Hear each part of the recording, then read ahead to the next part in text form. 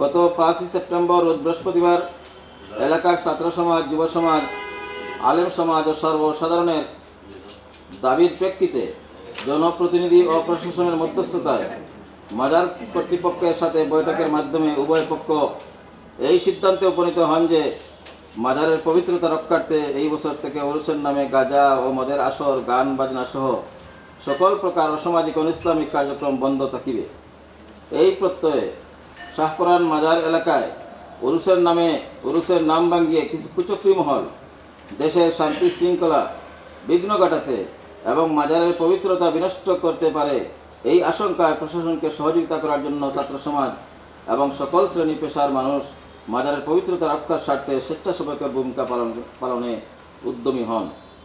প্রচলিত 3 দিনব্যাপী উরুসের প্রথম 2 দিন প্রশাসন সহ সকলের সহযোগিতায় অত্যন্ত সুন্দরভাবে উরুস পালিত হয়, কিন্তু অত্যন্ত দুঃখের সাথে বলতে হচ্ছে সমাপনী বা আখেরি মোনাজাতের আগে আনুমানিক রাত 3টা 15 মিনিটের সময় দেশ বিরোধী কিছু চিহ্নিত গোষ্ঠী এবং স্বৈরশাসকদের দূষর পুণ্যভূমি সিলেটকে পরিকল্পিতভাবে অশান্ত করার জন্য দেশীয় অস্ত্রশস্ত্র সহ হত্যার উদ্দেশ্যে আমাদের উপর অতর্কিত হামলা চালিয়ে আইন শৃঙ্খলা বাহিনী সহ আমাদেরকে আহত করে এবং হত্যার উদ্দেশ্যে জিম্মি করে রাখে। এই খবর সোশ্যাল মিডিয়ায় ছড়িয়ে পড়লে স্থানীয় ছাত্র জনতা ও বিভিন্ন এলাকা থেকে আগত জনতা আমাদেরকে উদ্ধার করে। পরবর্তীতে সেনাবাহিনী এসে পরিস্থিতি নিয়ন্ত্রণে নেয়। এতে জনপ্রতিনিধি, সাধারণ মানুষও আমাদের অনেক সহযোগী গুরুতর আহত হন। আমরা এর তীব্র নিন্দা ও প্রতিবাদ জানাচ্ছি। সেই সাথে শান্তিপ্রিয় নিরস্ত্র জনতার উপর হামলাকারী এবং ইন্ধনদাতাদের দৃষ্টান্তমূলক শাস্তির আওতায় এনে বিচারের দাবি জানাচ্ছি এবং এই ঘটনার সুষ্ঠু তদন্তের জন্য প্রশাসনের সুদৃষ্টি আকর্ষণ করছি। স্বাক্ষর দিচ্ছে জনপ্রতিনিধি, স্বাক্ষর দিচ্ছে আমরা দিছি, উলামায়ে কেরাম, ছাত্র সমাজ স্বাক্ষর দিচ্ছে, প্লাস ব্যবসায়ী স্বাক্ষর দিচ্ছে, প্লাস মাজার কমিটি খাদিম যারা আছেন ওনারাও, কর্তৃপক্ষ যারা আছেন বর্তমানে ওনারাও স্বাক্ষর দিচ্ছে। এই যে স্বাক্ষরিত কপিটা, এটা মেন কপিটা আমাদের কাছে আছে। যেখানে গাঁজা সেবন হচ্ছে এমন 2-4 জনকে আমরা পুলিশের হাতে সুপর্দ করেছি। পুলিশ এদেরকে তাদের নিয়ম মতো তাদের ব্যবস্থা নিয়েছে। যে 2-3 জায়গায় বাদ্যযন্ত্র চলতেছিল, আমরা তাদেরকে গিয়ে অনুরোধ করেছি যে আপনারা এটা বন্ধ করেন, আল্লাহ আল্লাহ জিকির করেন এবং শাহপুরানকে দোয়া করেন, হযরতের জন্য ইসালে সওয়াব করেন। ওরা সবাই এগুলো মেনে নিয়েছে। 2-1টি জায়গায় সমস্যা হয়েছে।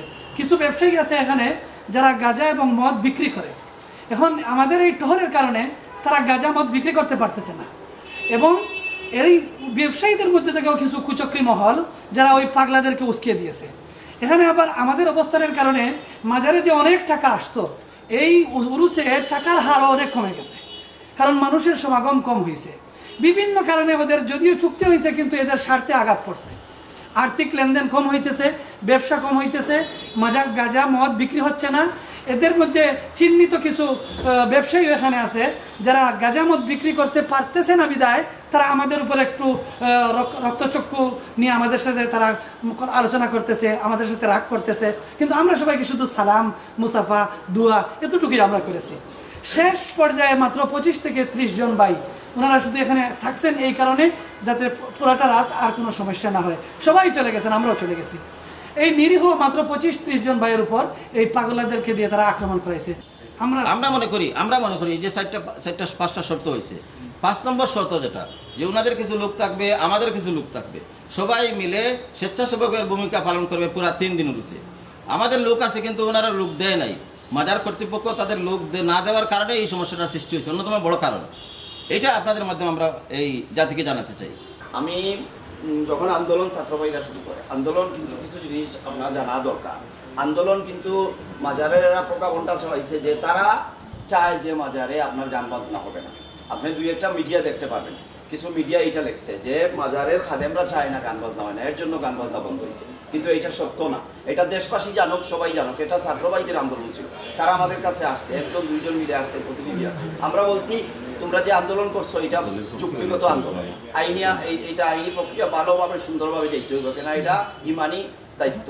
আমরা যাব, আমরা গেছি। আমাদের বড় বড় হুজুর যারা আছেন এখানে আছেন, বড় হুজুরা আছেন আপনাদের, এরাও বলছে সমান কথা যে আমরা তোমাদের সাথে থাকবো, সুশৃঙ্খলভাবে সুন্দরভাবে বুঝাইতে হবে। আমরা বুঝাইতে গেছি তাদের সাথে। আমরা দেখেন একটা চুক্তিনামা করছি, খাদেমের সবার দস্তখত আছে।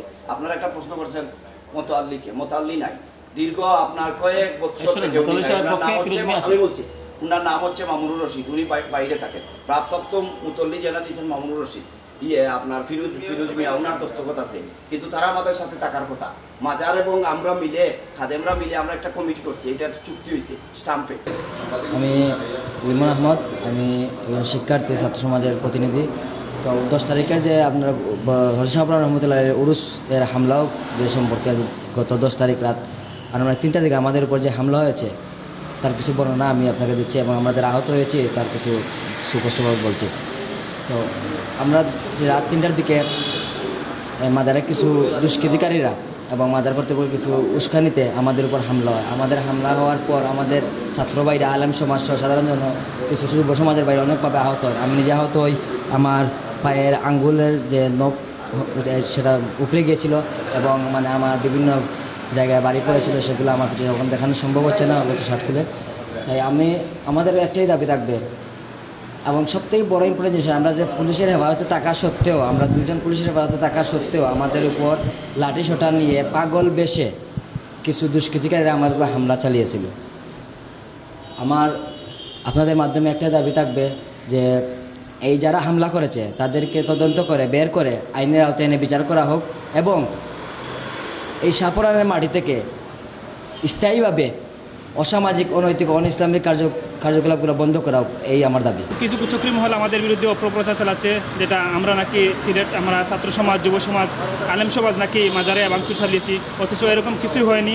আপনারা যখন সাংবাদিক ভাইদের প্রতি অনুরোধ রইল, আপনারা ভ্রমণ ভিজিট করুন, আমাদের শাহপুরান ঘুরে আসুন, দেখে আসুন, এরকম কোনো হামলা বা কোনো ভাঙচুর হয়নি। অথচ আমরা যারা এখন, আমি সহ আমরা প্রায় যতজন সহযোগী পাইছিলাম, আমরা বন্দি ছিলাম, বন্দি থেকে বের হয়েই আমরা মাজারের নিরাপত্তার জন্য কাজ করেছি, সবাই পাহারা দিয়েছি।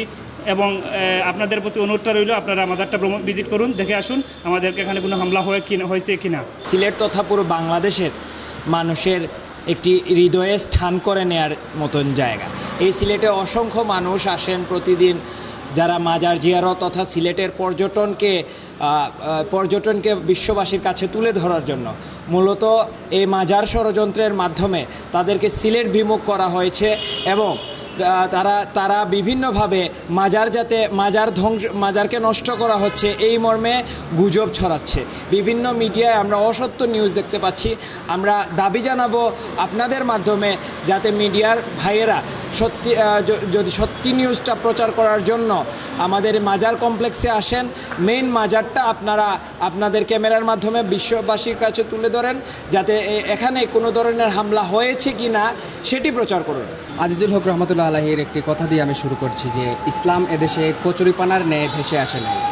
ইসলাম প্রতিষ্ঠা করতে সাগর পরিমাণ, মহাসাগর পরিমাণ রক্তের প্রয়োজন হয়েছে, এবং এরই পরিপ্রেক্ষিতে ইসলাম এদেশে প্রতিষ্ঠা হয়েছে। তো আমি ভণ্ডদের উদ্দেশ্যে, কেল্লা বাবা লাল বাবাদের উদ্দেশ্যে করে একটি কথাই বলবো, মির্জাফরের মতো ব্রিটিশ শাসকদের মতো শাসকরাও এদেশে ঠাঁই পায় নাই, ভণ্ডত্ববাদীদেরও এই দেশে ঠাঁই হবে না ইনশাল্লাহ। আমি সাংবাদিক ভাইদের দৃষ্টি আকর্ষণ করে একটি কথাই বলতে চাই যে আপনারা সত্যতা তুলে ধরুন। জাতি সত্য জানতে চায়, অসত্য প্রচার করে এই যে প্রপাগান্ডা ছড়ানো হচ্ছে, তাদেরকে আমাদের এই বাংলাদেশকে কলুষিত করবেন না।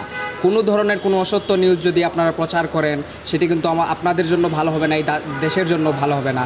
আপনারা তো দেখছেন যে আমাদের উপর কিভাবে হামলা করা হয়েছে শাহপুরান মাজারে, এবং বিভিন্ন প্রচার মাধ্যমে আপনারা দেখতে পাচ্ছেন এই হামলার মূল হোতা কারা, আপনারা সেটাও ধীরে ধীরে জানতে পারবেন এবং জানতে পারছেন। মূল হোতা আপনার এই যে তৃতীয় পক্ষ কারা, সেটাও আপনারা ধীরে ধীরে জানতে পারবেন। এবং দেখেছেন আমরা যে ছাত্র সমাজ এবং আলেম উলামাদের উপর যে হামলা করেছে, তারা পূর্ব একটা চক্রান্ত ছিল এই হামলার, কারণ আমাদের সংখ্যা যখন কমিয়ে আসবে তখন তারা হামলা করবে, এবং তারা এই হামলায়ও সাকসেসফুল হয়েছে এবং আমাদের উপর হামলা করে আমাদেরকে আহত করেছে।